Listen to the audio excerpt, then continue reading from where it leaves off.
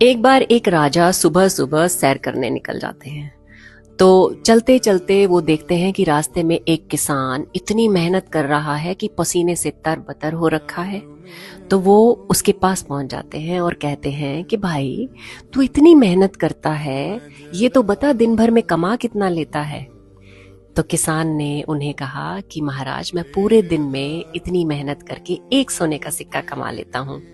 तो राजा को क्यूरियोसिटी हुई, तो उन्होंने कहा, तो तू एक सिक्के का करता क्या है? तो किसान ने कहा, महाराज, मैं उस सिक्के का एक चौथाई हिस्सा खुद खा लेता हूँ, दूसरा चौथाई हिस्सा मैं उधार दे देता हूँ, और तीसरा चौथाई हिस्सा मैं ब्याज चुकाता हूँ, और चौथाई हिस्सा जो रह जाता है वो मैं कुएं में डाल देता हूँ। राजा को कुछ समझ में नहीं आया। वो और उत्सुक हुए और उन्होंने कहा, देखो, पहेलियां तो बुझाओ मत, जो बात है वो मुझे साफ साफ समझाओ।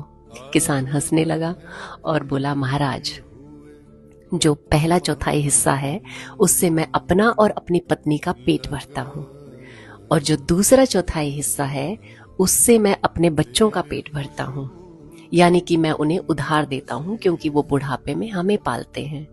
और जो तीसरा चौथाई हिस्सा है वो मैं अपने माता पिता को खिलाता हूँ क्योंकि उन्होंने मुझे पाल पोस कर बड़ा किया है और मैं उनका ऋणी हूँ, तो मैं यही ब्याज उतारता हूँ।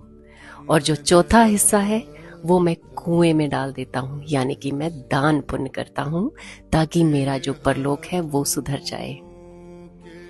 राजा उसकी बातें सुनकर उसका मुंह देखते रह गए कि एक किसान ने मुझे जीवन का इतना बड़ा गणित सिखाया।